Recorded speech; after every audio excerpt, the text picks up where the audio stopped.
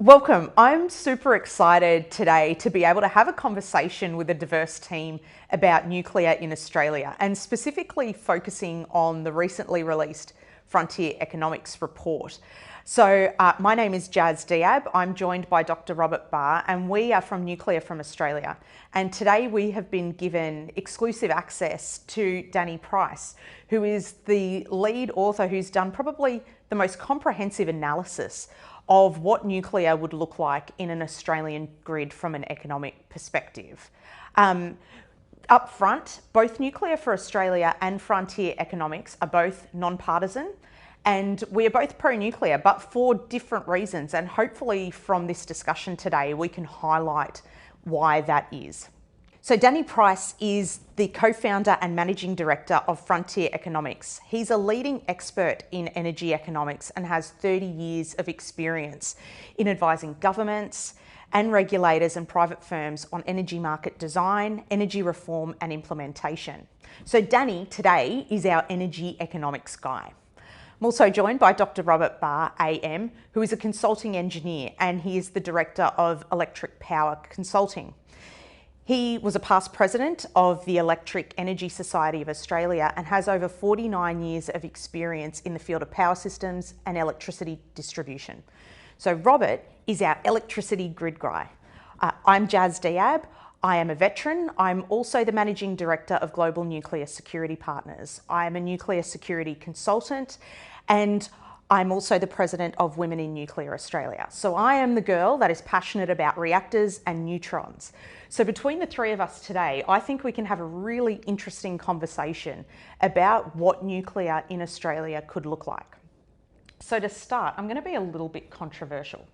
So today the Prime Minister is quoted as saying that no experts agree in the coalition's costings for nuclear in Australia.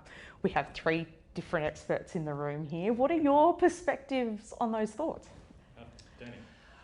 Well, let me tell you, I've been around the energy sector for a very long time, and there's a lot of engineering capability in this country in all forms of electricity generation technology, transmission, but including trained nuclear engineers who never really got the opportunity to apply those skills. But I've just come from another meeting where this particular company is gearing up for a nuclear industry in this country because of AUKUS, and they had anticipated that there would be a change in the demand for those sort of skills. So they're already preparing for it. Yeah, and so what are your thoughts on it? Well, I'd just add that I'm very impressed with Danny's work, and what he's done, he's based his work on the integrated system plan put out by the Australian Energy Market Operator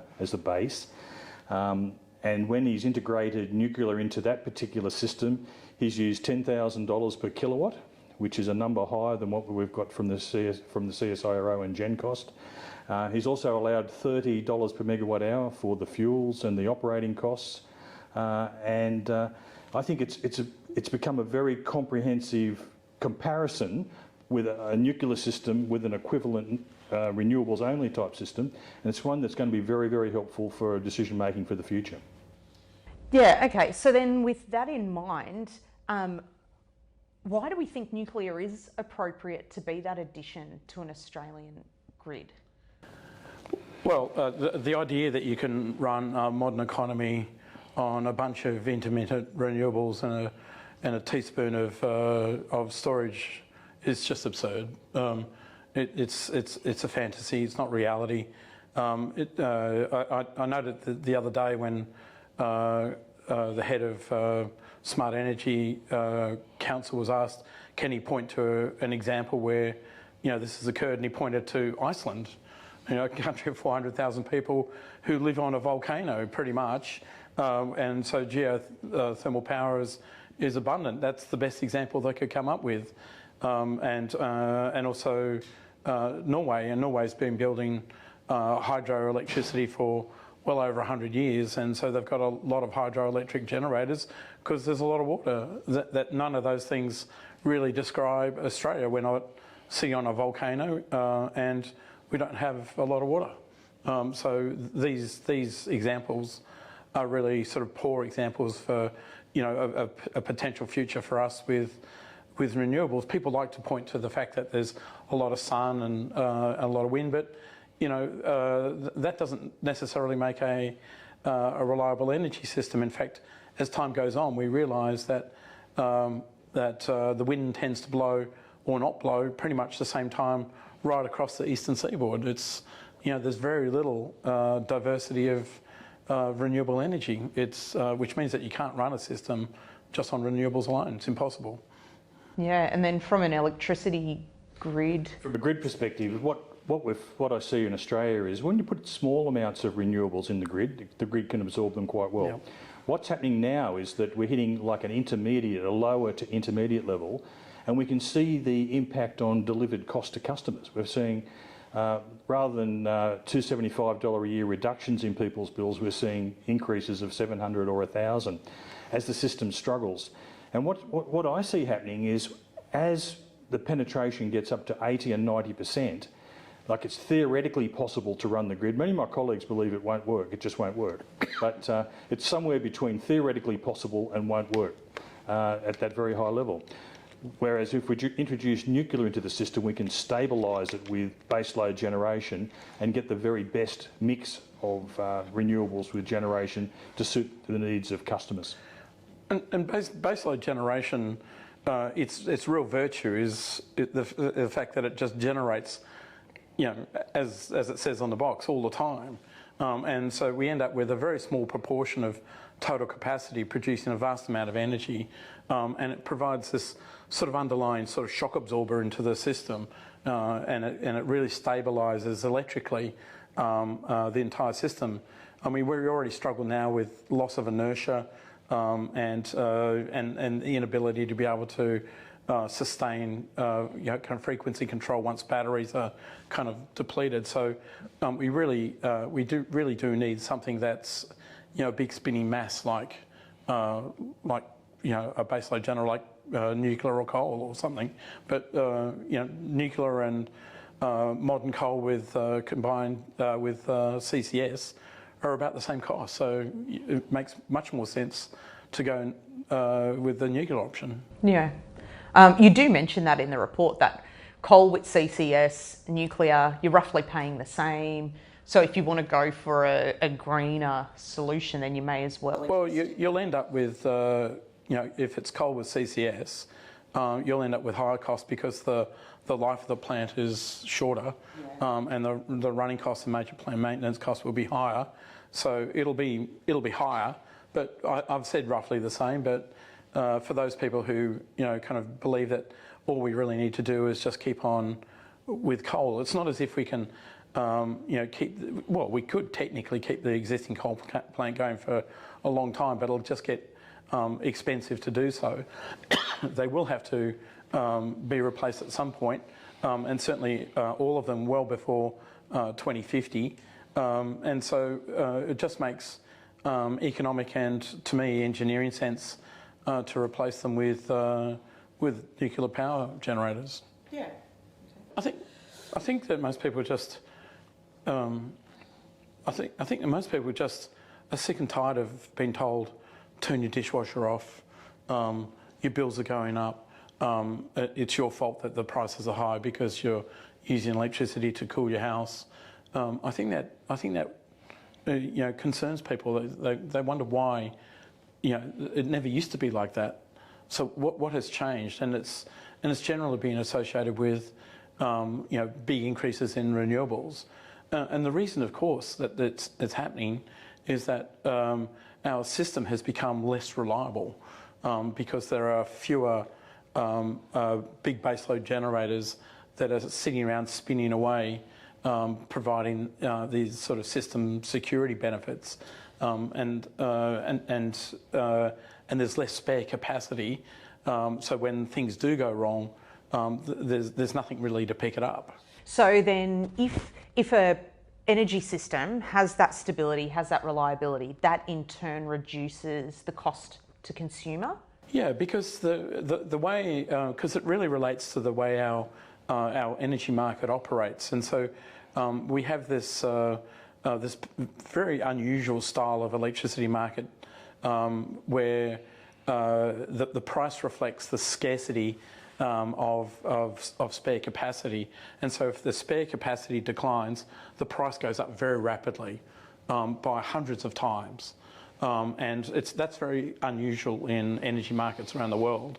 And so now we've got to this world where the spare capacity is a lot more scarce, where more frequently at times where these very high scarcity prices are occurring, and that's passing through into their electricity bills. But it also is getting reflected in the politicians telling people to shut down their power to avoid a blackout, because that's really what they're trying to do, is manage the prices so the prices aren't so high to reflect the the scarcity. And we're getting volatility where we're getting excess generation from our wind and solar, which pushes the price down, and even negative, and then we get oscillations between low pricing and high pricing, and that's creating this instability and driving up costs for customers. So when renewables, like right now, they'd be running very hard with solar in particular. There will be thermal generators that won't start up because it's not economic for them to start up, even if they think that there might be a bit of a shortage of renewable capacity, because they can't start up immediately. It costs them, tens and sometimes hundreds of thousands of dollars to start up, and they could be thrown off the system, pretty much immediately, and so they waste all of that money, and so they just kind of sit around, wait until they're absolutely sure that there is a need for their generation and that they're going to recover these startup costs and then generate for long enough to make it worthwhile. And so quite often these generators are sitting around doing nothing when there's a shortage of capacity on the system, because it's just not worthwhile for them. Right. Are there any other countries in the world that have a system similar to that? There or to us? There are other countries that have a similar market, and a lot of markets have similar sort of features, but nothing as extreme as the Australian national electricity market. The Australian national electricity market is the most volatile market on earth. Wow. It can gyrate from minus $1,000 to over $17,000, for an average price of $70 or $80. The extremes of this market are astonishing, really. And is that per megawatt hour? That's per megawatt hour, yeah. So Danny, how important is getting the generation mix optimised and getting the best result for customers? Oh, it's critical. And what you mean by optimise is that there's this concept of an energy mix, that there's an underlying demand that occurs through the entire day and night, industrial and commercial load, for example, and you need just constant power for that load, and that tends to be what people refer to as base load generation. Yes. And then there's the demand that varies through the day. People waking up, turning on lights and making breakfast, and then getting on a tram and getting to work using the computer, and then coming home, turning on lights again. And so there's that variability through the day, and so you need generators that can easily follow that load through the day, both up and down. And then so what we've got in the middle of the day now, we've got so much renewables at certain times in certain regions like South Australia, that those thermal generators have to switch off to allow those renewables to generate, and then have to switch on again. And a lot of the generators that we've got in the system aren't really designed to do that. They're not really designed to so-called two-shift, that is, turn off, turn on, turn off. And as they're getting used like that more and more, they're starting to break. And then since the system becomes more unreliable, spare capacity becomes less, prices go up. Yeah. And so that's where things like gas peaking plants, which while the fuel is quite expensive, they can switch on and off. Yeah, so you have to think about this market as all the costs of all generators have to be recovered through this spot price for all generators. And some of these peaking generators will only operate just a few hours a year for very hot days. Wow. And so the price that is delivered for those plant have to recover all of the costs for all the other 8,755 hours of the year that it doesn't operate. And so it has to be a very high price.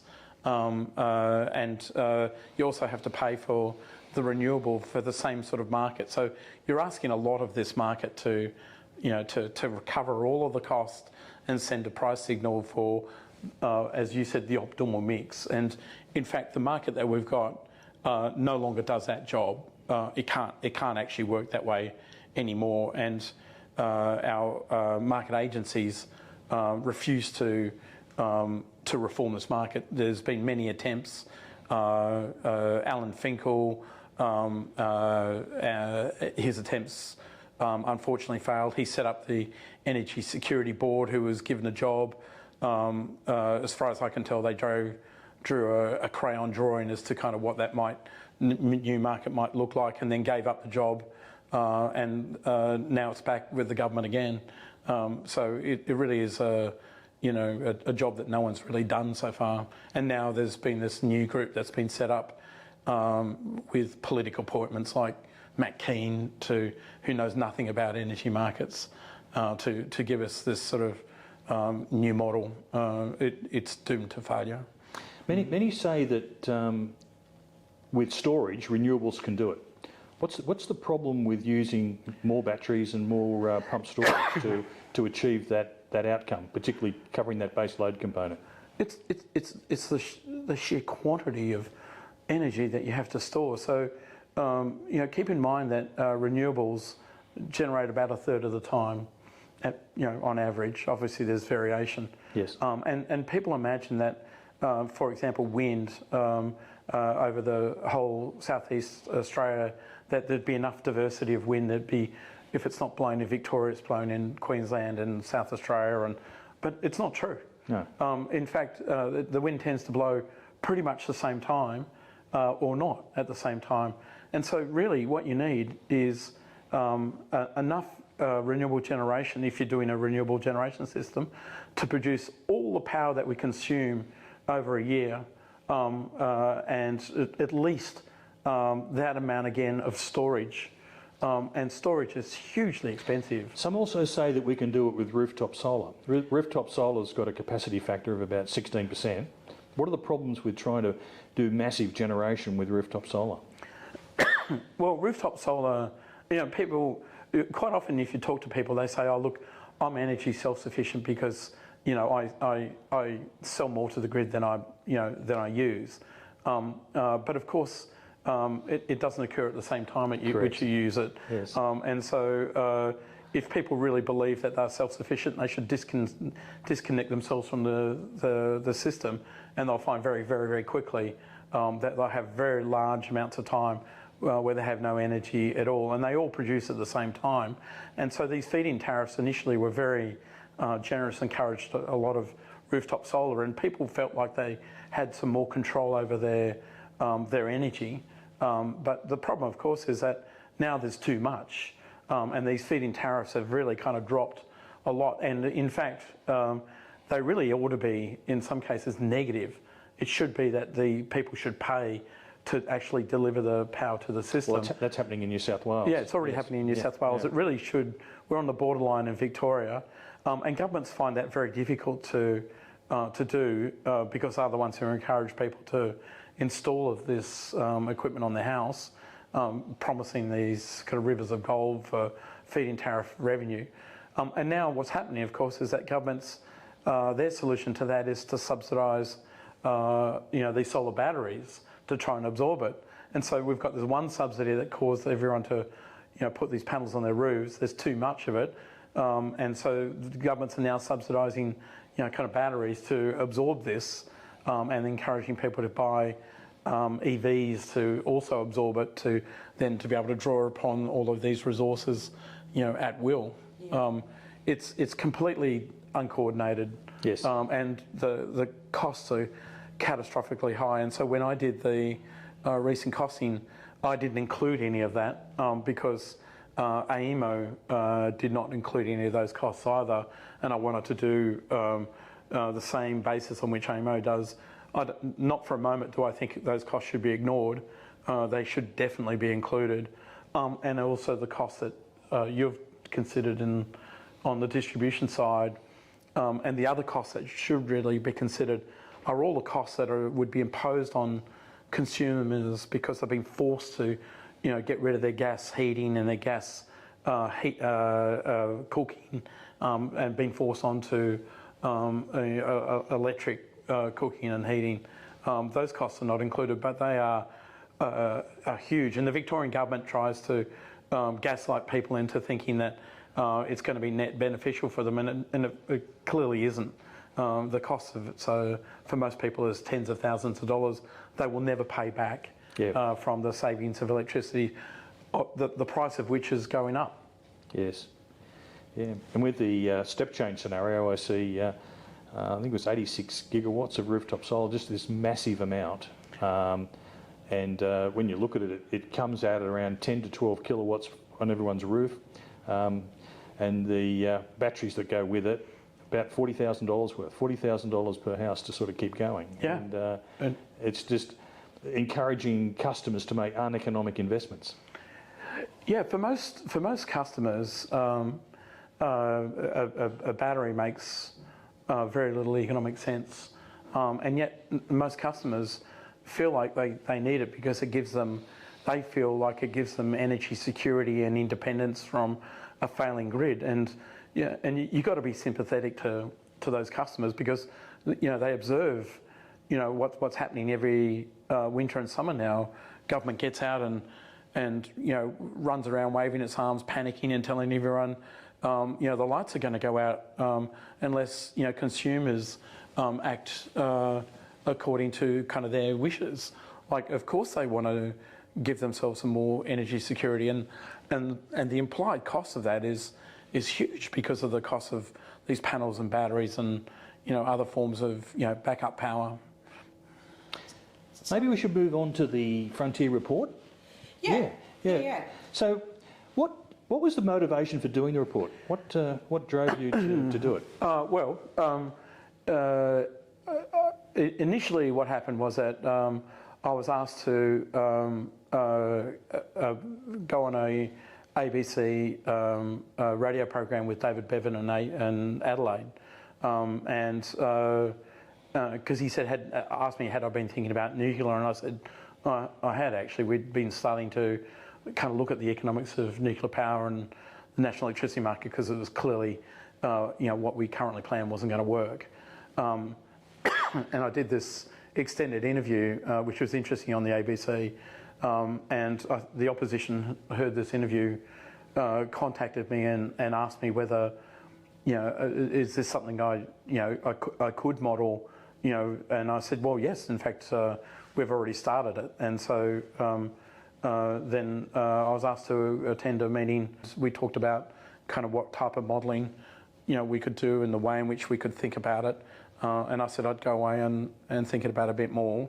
And so we came up with this approach of using the ISP as a sort of as a base case. And the reason why I did that was because the integrated system plan, which is produced by the Australian Energy Market Operator every 2 years, is like this blueprint that the government is using to transition the economy for good or bad. And it's highly disturbing that the government uses it in the way that it does, because the integrated system plan is a horror show, really, in lots of different ways. But nonetheless, I use it as a base case because that was the sort of dominant thinking about kind of how power systems would work in a transition world. Yeah. So you brought up something really good, the Australian Energy Market Operator's Integrated System Plan. What also gets thrown around in discussions at the moment is CSIRO's Gen Cost report that they release every couple of years as well. So can you tell us what the difference is between gen cost and what you've modelled, because they often get compared, but from my perspective are two completely different models. Yeah, it's very different. So the integrated system plan relies on a whole bunch of technical and cost assumptions about how power stations work, the CSIRO's involvement really came as sort of part of the whole kind of Finkel era reforms, and so CSIRO do not have a pedigree in this area at all. The energy market or the energy system had done a really good job itself for a century, developing its own cost assumptions and technical assumptions. In fact, I said this in a recent interview, and it was reported that that I had sensationally disrespected CSIRO's involvement. It really is, in my world, a very recent thing, and so I stand by that. And what CSIRO do is they prepare a range of cost and technical parameters that are used within the integrated system plan. So what they do is something completely different from the integrated system plan. It's just the input assumptions, really. A whole range of input assumptions is what they do. Why they enter the debate about the relative costs of things is kind of beyond me, because they're only talking about what we refer to as the unit cost of something, and that is the average cost of production of, say, renewables, or the average cost of production of nuclear, whereas the integrated system plan is something called the total system cost. And this is going back to an earlier discussion we had about the optimal energy mix. This is figuring out kind of what's the best blend of all of the different technologies to meet the requirements for volatile demand. Generators have to switch on, switch off, and they've all got different characteristics. Some can switch off and on very quickly, some can't. And so in this optimal system plan, you have to have regard to the volatility of demand, the technical characteristics of the generators, the cost characteristics of those generators, and you need like a very complex mathematical optimization process to figure out the best mix. And CSIRO provide input into it. It's not the same thing as what the integrated system plan, very different thing. GenCost has costs for individual generator types with levelised cost of energy, but it also has firmed renewables. What do you make of their effort to come up for a cost of firmed renewables? Yeah, it's completely pointless because the firming really is kind of what the total systems cost does. Because what happens in the optimization process, there's I don't want to get too technical, but it's been a mathematical kind of optimization. There are so-called penalty violations if a generator, if demand is not met. And so what the model says, okay, well, I have to build a bit more of this or a bit more of that to make sure that demand is met.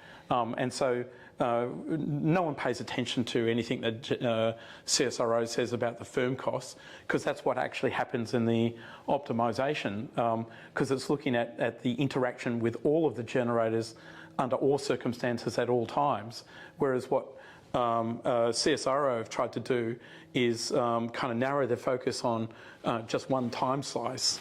And of course, it's so crude as to be useless. And so we never pay any attention to that.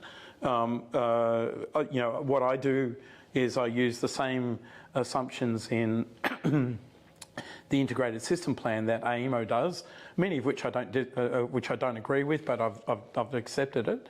And the integrated system plan actually doesn't pay any attention to the CSIRO firmed renewable costs either. And so I do it exactly the same way that Australian Energy Market Operator does. So when GenCost comes to the conclusion that firmed renewables are cheaper than nuclear, what do you make of that? Oh, it's completely bogus. It's like I say, it's such a partial analysis. It's of no value whatsoever. And so as I pointed out in report 1, and this is a question when people ask me, why did I do report 1, report 2?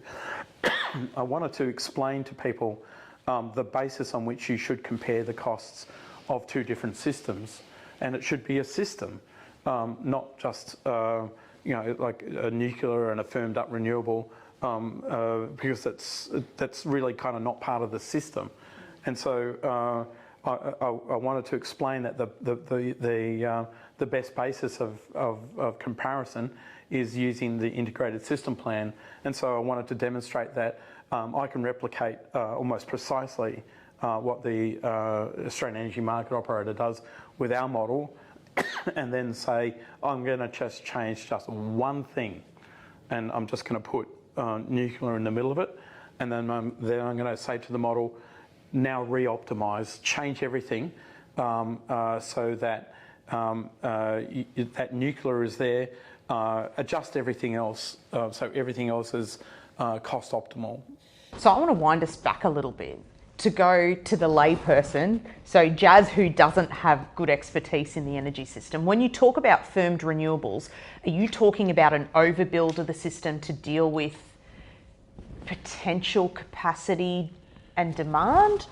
So well, depends on your definition. So firm renewables to most energy people are the cost of building an intermittent renewable generator, and then to provide some backup for that to provide sort of reliable power, and so that could be batteries plus gas generation. Right. And it just does this on a very sort of narrow basis. It doesn't look at it over all market conditions, and it just says on. So is it an isolated? It's completely isolated. Yeah. Okay, that makes sense. Yes. Yeah.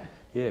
So your report, going back to your Frontier report, as you said, report 1 was a direct comparison between your modelling and the modelling of the Australian Energy Market Operator. Yes. Which everything come across 1-to-1. So that provided the base.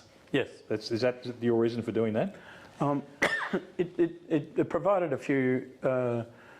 It did a few things. One, it lifted the lid on this $122 billion that the minister talked about, because he tried to make out to people without really revealing that he was using the present value of these costs, that the cost of the transition was relatively low. And so I wanted to explain to people the difference between present value and the sum of the real costs. I wanted to also point out just how catastrophically bad AEMO has been at forecasting demand, and so I showed this diagram of since 1998 what their forecasts have been, and I saw that, and just how the whisker curve. Yeah, well, I call it the hedgehog diagram, and it's comical really, because every year they get it wrong, and more recently have now sort of gyrated into this very extreme version of step change, and you can see even in the last couple of years it's got very extreme demand increases. We've covered report 1. Now let's move on to report 2, where you bring the load of the integrated system plan, the progressive scenario and the step change scenario, and then you introduce nuclear into the system. Firstly, how did you decide how much nuclear to put in? That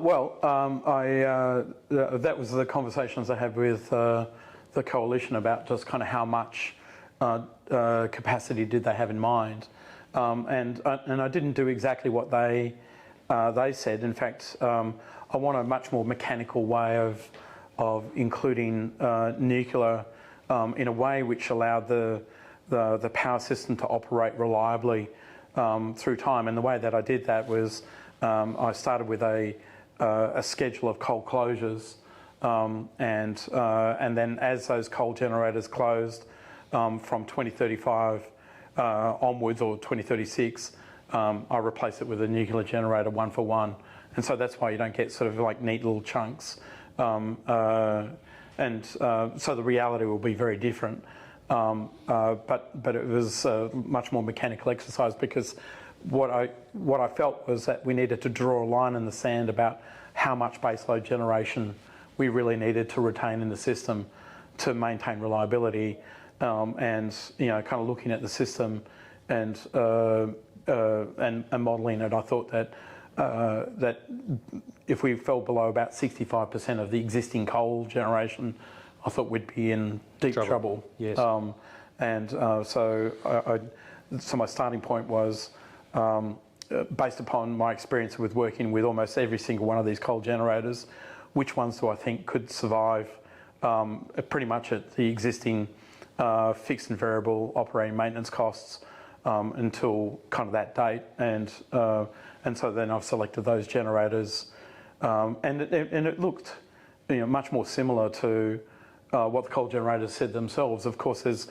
somewhere they run for longer, but I've been working with coal generators for 30 years. You can keep those things going as long as you want to. It's just a matter of cost, and of course the costs go up. But by and large, you can sweat those coal generators. Like the axe and the axe handle. Yeah, that's right. They are the ultimate grandfather's axes, and the coal generator that we see now, it almost has no bearing to the original coal generator that was built. With the frontier approach, so you put nuclear into the system, then you've got to optimise what's left. Tell me about how you go through that optimisation process. Yeah, so it's really important. So and this really just punches a hole in what Minister Bowen has been saying, and he must not understand how this works in the integrated system plan or optimisation generally, and I don't expect a minister to know this. So, but then you expect them to not be so definitive about it. So I have a coal closure. I have automatic replacement for nuclear. That's kind of like a hard constraint, and so the way optimisations work, it sees something as a hard constraint that it must actually it can't change that, so it can't change that schedule of closures and replacement, and so what it has to do is change everything else to find the least cost solution.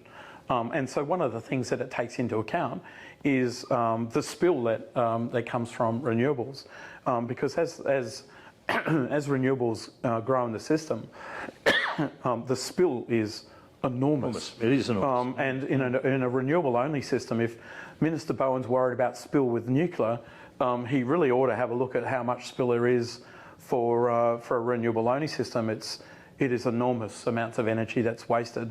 And the effect on rooftop solar will be much greater with a renewable-only system as compared to with the nuclear in the system. And so everything else just optimises around it, and it finds the least cost combination, which includes continuation of renewables. I don't stop renewables. I just say, here are the costs. And it says, actually, there's still going to be I think the majority of capacity will still be 54%, will still be renewables. Yeah. Just for the benefit of our listeners, explaining what spill is. Spill is about particularly wind and solar, where we get high output, and there's no load, not enough load in the system to absorb it all. So it has to be. It has to be spilt. In fact, it's never ever generated. It's just turned off. And there's not enough to store it either, right? So it can't be used, it can't be stored. It's just excess electricity. Our storages are full. We don't have transmission capacity to move it to somewhere where we can store it. So it just becomes a waste. Yeah. And as we progress with more and more renewables in the system, the spillage goes up and up and up. So on a super sunny day where you're just getting flooded with solar, there's just too much, it just gets dumped from the system. And one of the best examples of that is your Western Australia in Perth, where on weekends where it's very sunny, the system's becoming very unstable because the rooftop solar is getting to the point where it's nearly supplying all the load, pushing out all the generation and making the system unstable. Yeah. And so interesting when you were talking about optimisation. So your model with nuclear as your baseload generator, you then have a combination of wind, solar, hydro. Is that the main three other elements. The main, So pumped hydro is, and pumped hydro, and then battery storage, and there's still battery storages. So all of those grow, dramatically still. But you've now got nuclear running kind of at the end, about 38% of the. Providing about 38% of the energy, but it's still basically building a renewables, a mixed system, and what it means for households, of course, is that the overall cost of that is much less, and so there's different ways of kind of looking at the cost savings, and so what I did was AEMO has these different scenarios that they use to describe different states of the world. Step change is the most radical of their scenarios, where everyone's forced into electrifying everything, and there's very rapid growth in electricity demand. And then there's progressive, which is what it says. It's much more progressive growth in demand, and it could be for the reasons that AEMO say, or it could be for other reasons. And then they have this other fantasy world that they call green energy exports, where the economy's growing strongly and we're exporting a lot of energy. I mean, we can barely meet our own requirements, let alone exporting. It's just so they only put 15% probability on that. And so anyway, I did step change with and without nuclear, progressive with and without nuclear. The cost differences between step change with and without nuclear and progressive was about 25% cheaper. And the cost savings come from three sources. One is that the nuclear is cheaper by a cheaper source of energy as compared to building vast amounts of renewable capacity, spilling it, storing it, backing it up with gas. Nuclear is just cheaper. We're sweating the existing generators for longer. When I say longer, as compared to the rapid closure, according to AEMO. So you've got to understand that the Australian Energy Market Operator have assumed the closure of those coal generators much faster than what the coal generators are saying, and so I keep them open, roughly about the same amount of time as the coal generators say, except in the middle years where it is a few years longer, and so that's a cost saving because I don't have to shut it down and then build another dispatchable generator to replace the one I've just shut down. That's just stupid. But of course there's higher emissions. So you just said nuclear is cheaper, and I know a lot of people, when I tell them I'm a nuclear engineer, they go, nuclear is so expensive, it's so expensive. From an economic side, what makes nuclear cheaper? Well, it's always cheaper compared to what. The what is, pardon the pun, is the renewable future. And so to get the same amount of energy that you get from 1 megawatt of nuclear generator, you need about 3 times as much renewables. So you need vast amounts of capacity. And then you need to store it. And then you need to back it up. And so that's the cost that you compare against nuclear. So if nuclear is expensive, what they're doing is comparing against just a single wind generator, not what the system, the requirements of the entire system are. And so that's why I did a total systems analysis. So if I just compare the cost of, like a solar farm versus nuclear, of course nuclear looks expensive, but you can't run. You don't get they're not one for one. So you need a lot more solar farms, and because they all run at the same time, you need to be able to store surplus energy. And then because there's solar droughts and wind droughts, you also need backup generation. So once you take all of those costs into account, nuclear is cheaper.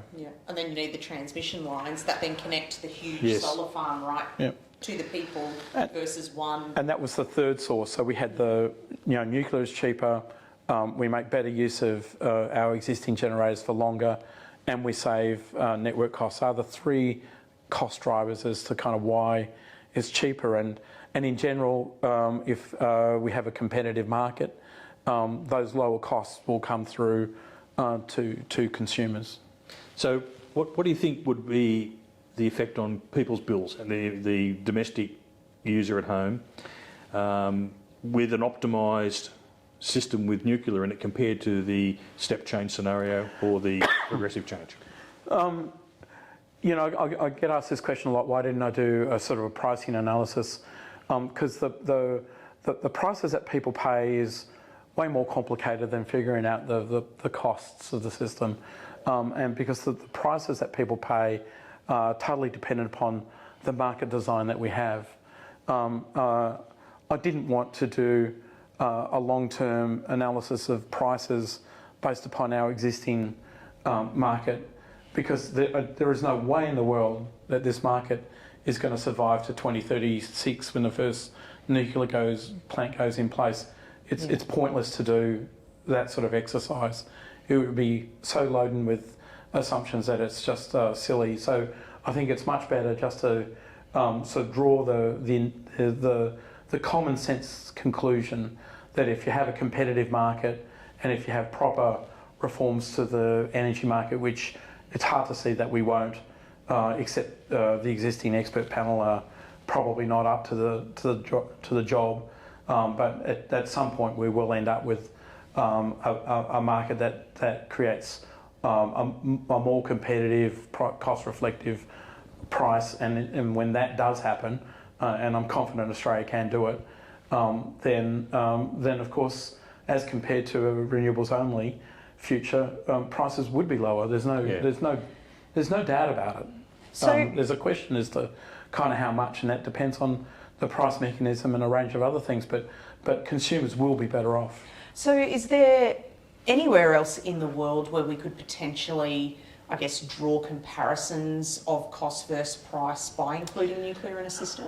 Yeah, so I think, you know, if you have a look at, say, France, which has about 70% of their consumption from nuclear power, you know, they're cheaper than us. Significantly. And the same with Ontario, Canada. Yeah, Where so there's very good examples of modern economies that are cheaper than us. And, you know, this idea that, you know, I think it was Simon Holmes à Court who tries to make out that he's a great supporter of nuclear, but just not here. There's something wrong with Australia that it doesn't work here. And yet we see countries like Bangladesh, for example, from concrete pour to first production of energy, 5 years. Yeah. And one of the poorest countries on earth, but it can work for them, but somehow not for Australia. Those sort of comments infuriate me as a nuclear professional, because we have the most geostable country on the planet. We have some of the best engineering and problem-solving minds that like big projects. Like, we like doing things like that. And so when people say it's not right in Australia, I'm like, what part of our culture is nuclear not right? Yeah, I look at the other area of energy that I do a lot of work in is in gas, and we've built. If anyone knows anything about gas, they know that these so-called LNG trains, or these LNG processing plants for export, are really complex machines. Yeah. And we've built a dozen of those in as many years. And no one is running around saying Australians are hopeless, we can't build such complex machines.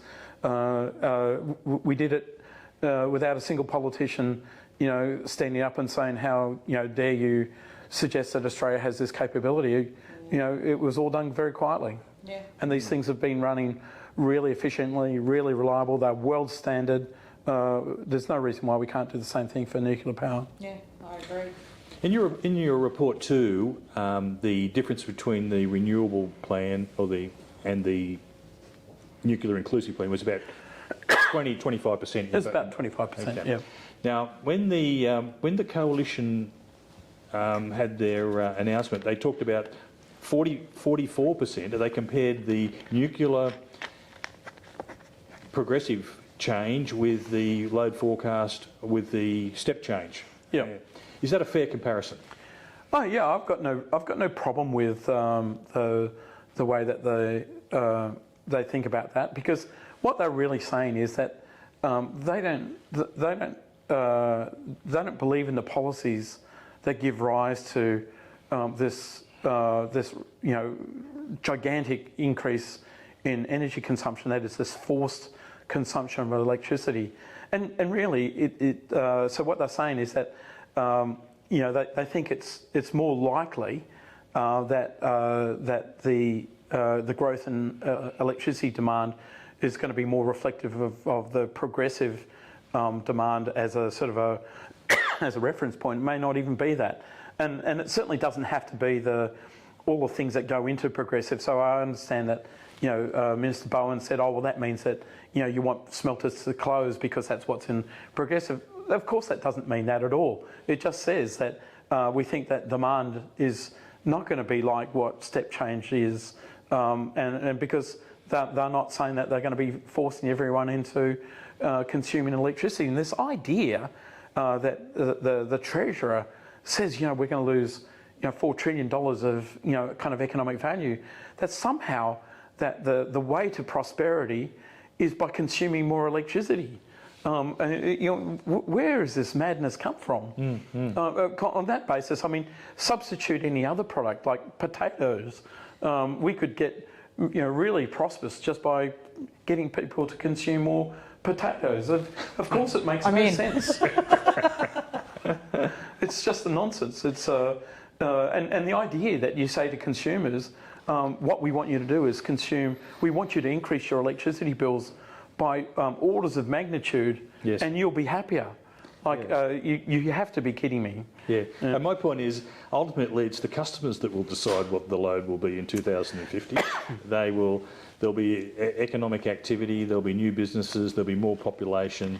Yeah. And what can you be sure of with these forecasts is that all of them will be wrong, because we always get our forecasts wrong. But the thing about network planning and system planning is that we do get to correct those forecasts every year, because next year or the year after, AEMO the Australian Energy Market Operator will do another ISP, and they'll have another forecast, and then you get to re-establish the plan to do that, and you get to do that every 2 years. So the forward targets is always being corrected, and as you get closer to that particular time, your forecast becomes more accurate.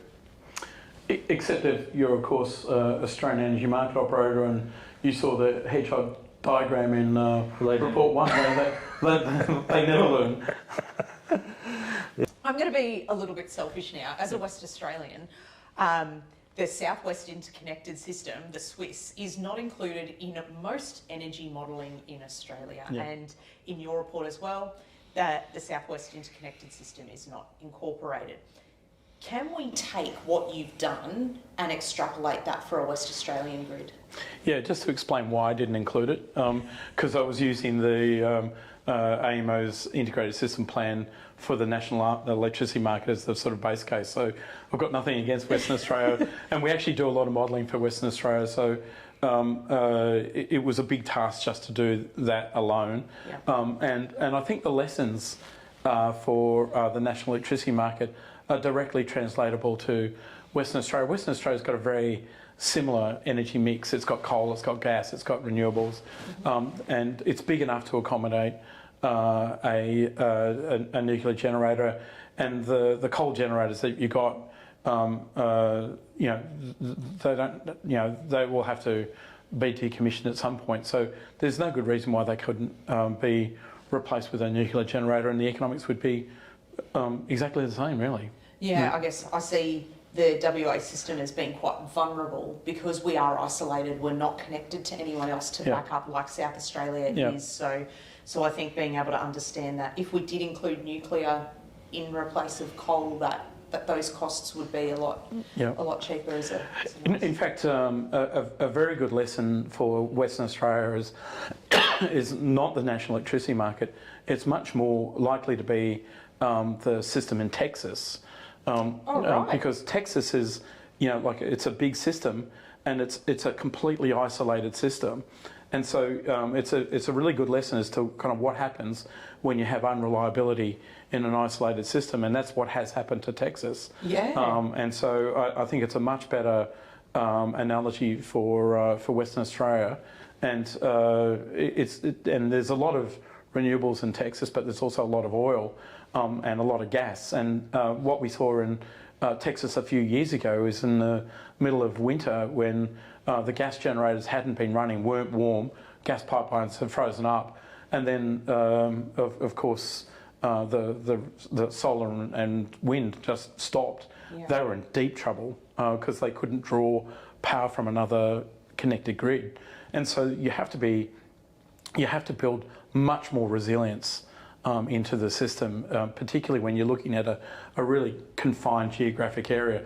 A lot of people think of Western Australia as a very big state, but the Southwest interconnected system actually quite confined and affected by the same weather pattern. Yeah. And I compare WA to Texas all the time, but not from an energy system, so it's nice to have that comparison now too. Let's have a talk about emissions trajectory. In your modelling, the systems that had nuclear in them had delayed emissions reductions. The renewables only type plans came down fairly quickly, and the nuclear plans took some time. But when you got to about 2045, they actually crossed over. Yes. Yeah. And what we find is that the nuclear become with even lower emissions than the renewable scheme. Two things. Firstly, did you look at how long it would take for the carbon budget to equal out? Yeah, look, it's for progressive, it was a couple of decades, but for step change it was much longer. But the critical thing about that is it's been measured against AEMO's rapid closure of coal. So the extra emissions is against a standard which will never actually be achieved. Yeah. And I was at pains to say that in the report. And interestingly, only last week, the National Electricity Market jurisdictions came up with a coordinated plan for the management of coal extension. So they already acknowledged that it's not going to happen.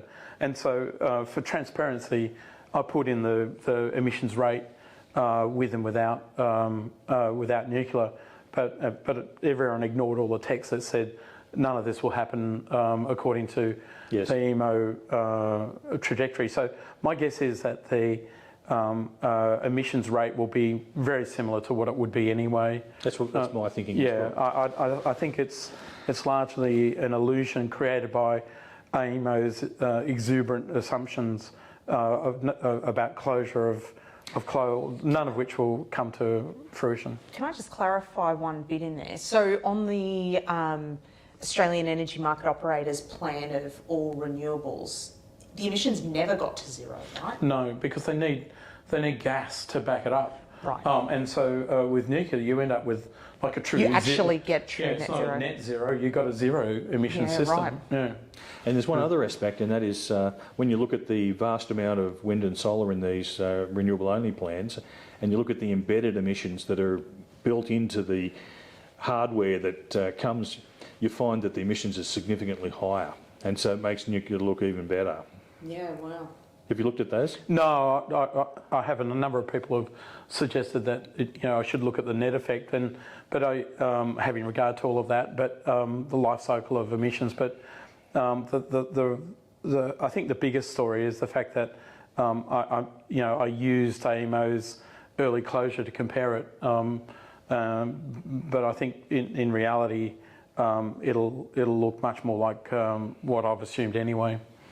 So I don't think there's going to be very many emissions. And so then you ask the question again, maybe about the how many years it takes to cross over, and I think break even. Break even. I think it would be maybe a dozen years. And I think in any case, people should put this into perspective. So we look at it from our perspective, but for each, on average, each extra year of emissions against AEMO's absurd standard is worth around about a day of Chinese emissions. It's really kind of tiny in the comparison of the global scheme. But in fact, it'll end up being maybe an hour once you have regard to the fact that the coal will actually stay open longer than AEMO are saying anyway. Yeah. I want to take us internationally. So the US Department of Energy earlier this year released their liftoff report that talks about nuclear in their system, a report that a newkie like me really enjoyed. They highlighted that from a Californian perspective, where they added nuclear in the system, they had cost savings. Had you considered that in your modelling as well? No, that report came out as we were doing this work, and I thought it was, really, in a lot of ways confirmed what I was seeing. So when I first saw these results, because I had I'd never really kind of modelled this before, so I had no sort of, idea about kind of what the result was going to be. And at first I thought I wonder why this result. And so I then figured out kind of what the model was doing and why we're getting this result, and I knew the gravity of that conclusion. And then I was looking around for some similar types of analyses to, as a researcher, you want to see whether you've stumbled across something, if you made a mistake. But no, in fact, I started looking for other international examples, and there's plenty of examples, including that analysis, which for me was quite comforting in a way. So other people have done the same sort of analysis and came up with the same conclusion. But apparently Australia's uniquely stupid. We can't do it. I don't understand. I think we can. Maybe I'm an optimist, but well, of course I think we can, and I work with really fine engineers. I have all my life, and fantastic Australian engineers. A lot of people don't realise that we actually took steps in the 1969-70, and we built we had commissioned a 600 megawatt nuclear power station at Jervis Bay at Point Perpendicular. There's the car park there is in fact the concrete slab for a generator at the territory. Yeah. It's sad. It's very sad. And it was cheapness of coal which killed it off. Yeah. Yes. It's really important that we deliver an effective transition for customers. Customers are hurting, and they're looking for ways to keep costs down. What do we need to do to keep those upfront costs down to try and give customers immediate relief? What options are there? Oh, look, we could give immediate relief to customers just by making some pretty simple changes to the way our energy market operates. Because at the moment, as I mentioned earlier, we have this unique system of pricing energy on the basis of scarcity, and so the price is reflecting scarcity. It's doing what it's meant to, but the market can't respond by building the capacity that it needs because of all of the sort of regulatory barriers, and also corporates are afraid to build the things that they know will actually deliver lower costs and prices because politicians hate those technologies. And so the market's functioning like it should, except for the kind of response side. So that side of the market is utterly dysfunctional. And so now what we've got is governments that are making decisions about what technologies to put in place. We've got politicians making decisions about really complex technological decisions. People who are completely ill-equipped to make these decisions are sort of driving our futures.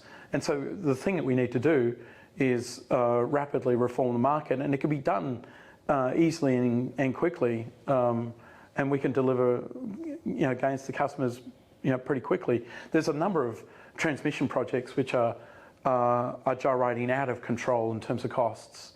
Your report's listed them all out. Yeah, it is. I mean, it's a horror show, really. On average, the over 100% increase for every single project, and some 200%. And let me assure you, there'll be one coming out which is more than 300% of the cost of the original project.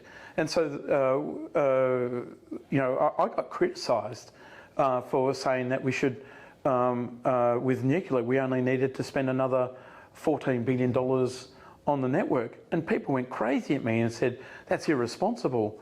And I said, you need to get a grip. That the current regulated asset-based value of the transmission system is $23 billion.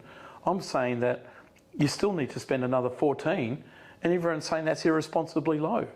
Like that's another sort of 65% on the current asset base. And that's locking in cost increases for customers for the next 40 years. That's a cost increase. And really what they're saying is that they want to spend the $66 billion extra, which will actually be more like $100 billion. So if you want to give bill relief to people, you need to get a grip of this madness that's gripped the country on spending money on network. And so you can do that almost immediately.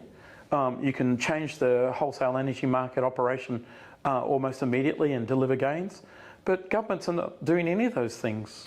And you haven't touched on the distribution networks or the behind-the-meter solar and batteries. Like I think there's a lot that, in that space as well. Yeah, and so we talked before about the fact that governments have subsidised renewables, on-roof solar to the point that they are now kind of uneconomic, and so they only remain now economic if governments now subsidise solar batteries. And so, it really is a so-called tar baby effect. It's a concept we use in regulatory economics that, once you start interfering, this kind of thing gets kind of uglier and uglier every time you touch it. And now we're going to have to subsidise something else to correct for the problem that we created by the first subsidy.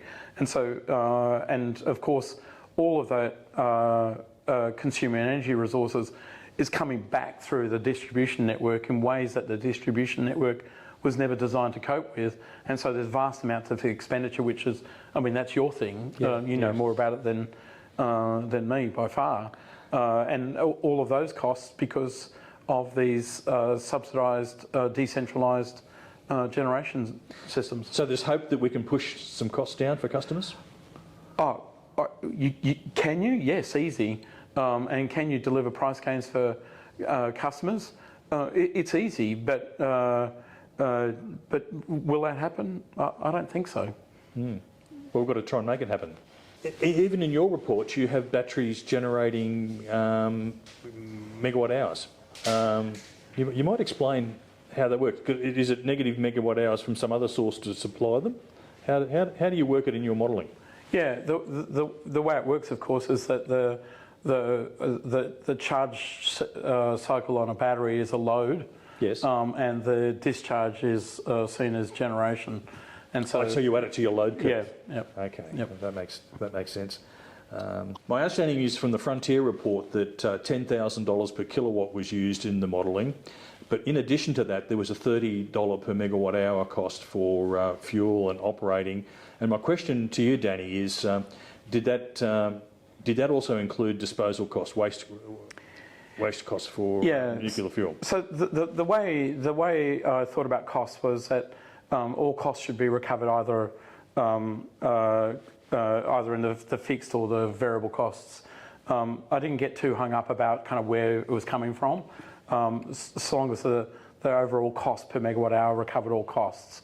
The reason why I chose $30 was that I wanted to be put it well beyond doubt that this generator, no matter what number somebody could come up with in terms of the fuel cycle costs and the true variable costs as compared to fixed costs, I was well within, I had a big margin of error. And so, we know that the running costs on the fuel cycle is probably $5 or $6 a megawatt hour.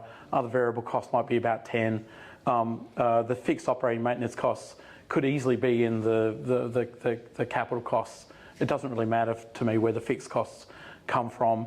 I just had a number that I wanted to make sure that the variable costs were much higher than what I really thought it was going to be. I couldn't be accused of somehow causing nuclear to run more than it really ought to. 'Cause that's the way I used it. But when I look at the overall average costs of the generator, covers all of the fixed costs. That could be the capital costs, the IDC, the interest during construction, the fixed operating maintenance costs, the fuel costs, the variable operating maintenance costs, and decommissioning costs and fuel disposal costs. Everything is included in that. So that's quite conservative. But I did everything ultra conservative. So what I really think the costs are much more likely to be about much more like CSIRO and even less. The learning rates would be at least 3 to 5 times that in the first probably 4 or 5 units. I amortised over 50 years. Other people do it over 60 and 80 years. I had a wide margin of error, and I wanted to make sure that the average cost of consumption was in effect as high as I could, in case there were people that were screaming and yelling at me, but they still did anyway. Oh yeah. Well, anytime you put nuclear in a document, people scream and yell at you.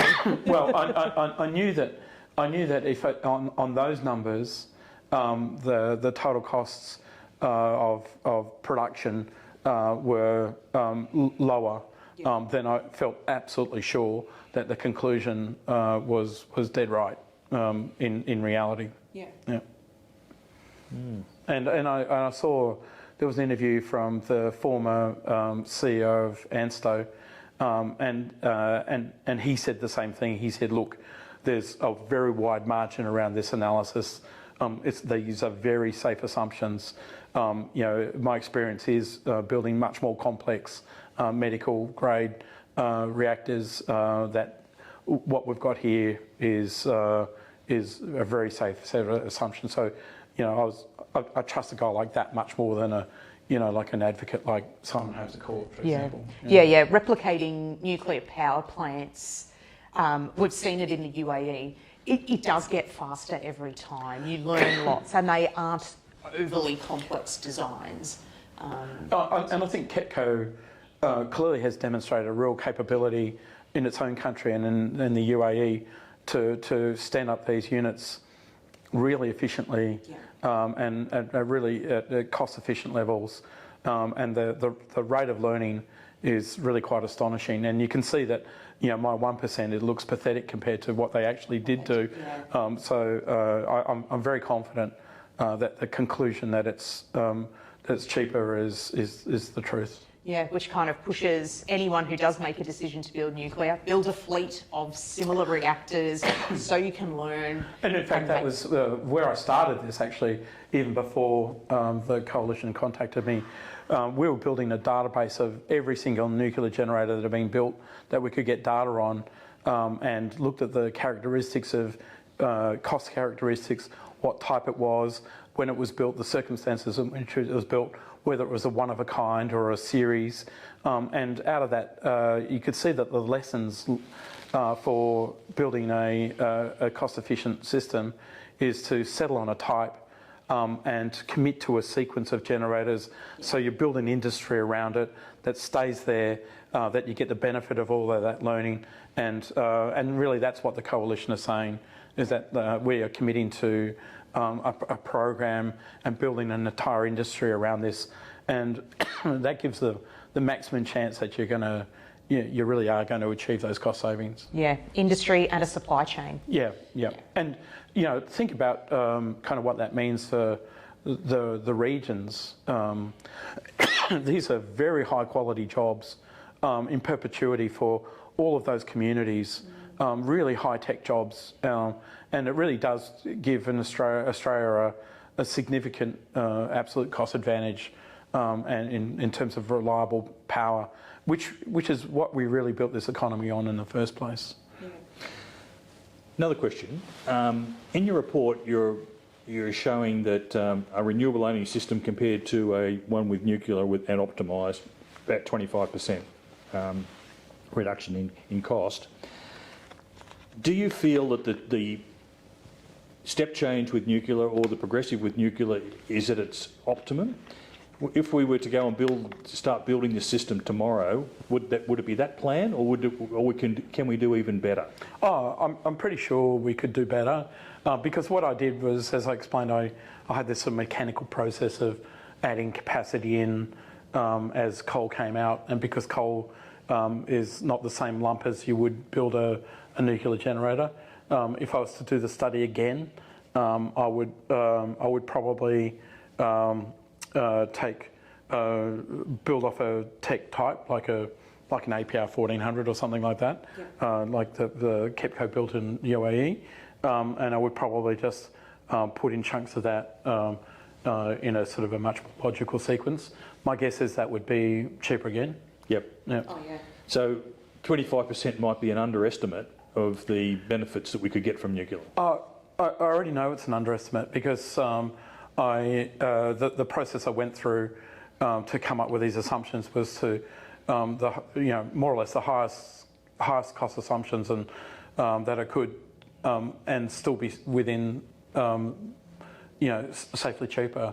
So I know that I've already loaded in more costs than I really ought to have. So I know that it is an underestimate. That's why I feel confident in making the claim that the cost savings that come through by nuclear being cheaper, by taking advantage of the existing generators, not closing them early, and saving a bunch of network costs. Those three cost drivers are really important.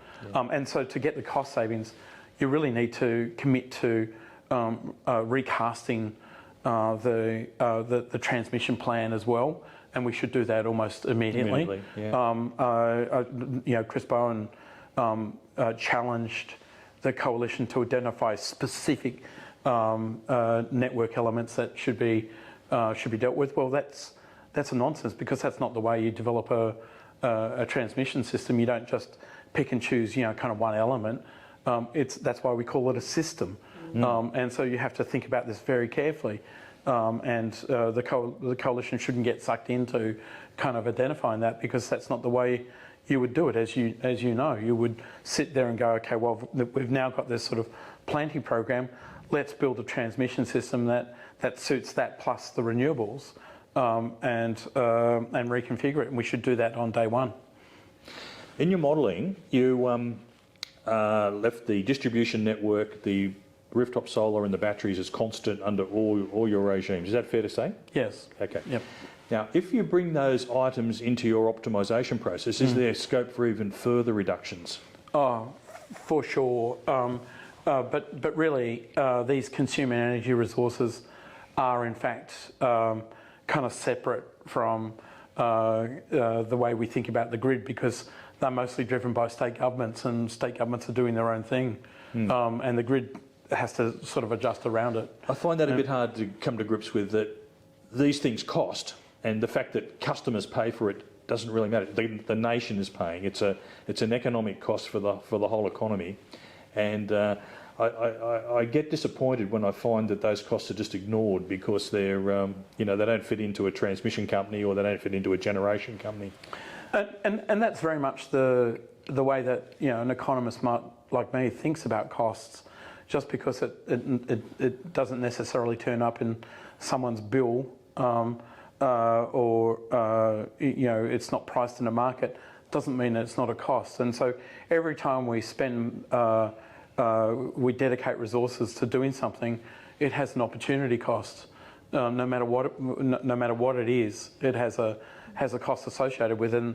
And that's why we have this concept of opportunity costs. And so the whole model, the whole integrated system plan, is based upon this concept of what we refer to as economic cost. It's not necessarily an expense or a bill that's sent or a tax that's charged. It's resources that are expended. So, Danny, what are the things you think we can do to help us reduce costs now? So we're currently progressing with a plan to support a vast amounts of renewables spread all over the country. And to do that, we have to spend a lot of money on transmission, and it's affecting a number of communities, but the cost of it is vast. And a lot of these projects are probably not economic anyway, and certainly not economic if we don't need as much renewables, that we can get a lot of our electricity from nuclear generation, which are on existing sites. So we could replan the system, pretty quickly and avoid a lot of costs in the transmission system. Similarly, in the distribution system. When you look at some of the electricity projects like HumeLink and like Snowy 2.0, they had business cases at about $1.5 billion each, and then go through the regulatory process. Now that Snowy 2.0 is up to something like 12, and some people are saying it's heading toward 20 billion, and same with HumeLink, it's pushing up toward the $5 billion mark. What sort of re-evaluation do you think we should be doing of these projects? Oh, well, I think it's critical that we re-evaluate all of these projects which are supporting the current plan, including the Westlink, HumeLink, Energy Connect, Marinus, Snowy 2.0. These are gigantic projects, the cost of which are blowing out 3 or 4 or 5 times. And amazingly, every time there's a blowout in costs, the proponent finds an equal amount of benefits to justify it, and the regulator just waves it through, which means that consumers have to pay for it. It can't possibly be the case that benefits go up with costs. On that basis, it would pay us to make every project as costly as possible. So go back to basics on all. Go back to basics on all projects and reevaluate. Oh, and in fact, it was only yesterday that it was announced that HumeLink had commenced construction. We haven't yet spent any money on it, and the cost of it is already kind of 5 times what the original budget was. And Energy Connect similarly, a lot of the works haven't even commenced, and the costs have blown out dramatically. Similarly with Westlink. Do you think there's risk that some of these assets could become stranded under a nuclear scheme? Well, the reality is that under our current arrangements, once these projects are accepted, the investor will receive a regulated return for the life of the project. So from their perspective, they don't care whether those projects are used or useful or not. They'll still get their money. Of course, consumers will pay. I was going to say, and we see that in our bill. Oh, you'll see it in your bill. I mean, it'll be a never-ending source of increase. Or just to put it in perspective, the regulated asset base of those transmission companies is about 23 billion. That will rise by at least another $66 billion, and that will go straight to people's bills. And that $66 billion is more likely to be $100 billion by the time it's finished. So the transmission part of your bill will go up by 5 times, and it will never go down, because that's the way it works. Once the investor has convinced the regulator, it's locked in, and it's irreversible. And this is my mates that have rooftop solar that say, oh, I don't have a high power bill because I've got rooftop solar. They're not immune to those sort of costs, right? Well, so they kind of are in a way, because the way that the network bills are structured is that it's based on the use of the system. Kilowatt hours. On kilowatt hours. Okay. And so they don't pay the fixed cost, that like the option value of being able to use the system when their own supply has run out. The real cost to most consumers is gigantic, and the costs of that system are falling on all the people who don't have solar. Right. And so that cannot last. Yeah. Eventually, consumers will have to pay for the benefit of the system that other people have paid for. But it can't survive. So Danny, thank you so much for having a discussion with us today. Between you and Robert bouncing off what the economics are, what the grid's about, I've learnt so much. What we have seen is you've done the most comprehensive analysis of nuclear in an Australian system, which we haven't seen before. And it proves to us what a lot of the nuclear community has been saying for a long time. When nuclear is included in the mix, the costs come down. And that's because nuclear provides that stable, reliable platform of electricity generation. We are a facts and evidence-based organisation, and we like to put the challenge out there to people who still are convinced that a renewables-only grid is economic for Australia. Listen to us, follow this information, read the report, and challenge us. We'd like to have a facts-based debate. We don't like the politics, especially as an engineer. I hate the politics. But being able to understand what works well in our system, what helps drive costs down, which at the end of the day, what makes it cheaper for us when we pay our energy bills, I think is a really important one to understand. So thank you. It's been a really fun afternoon. Well, thank you for the opportunity. Thanks, Jez. Thanks, Danny. Thanks, Robert.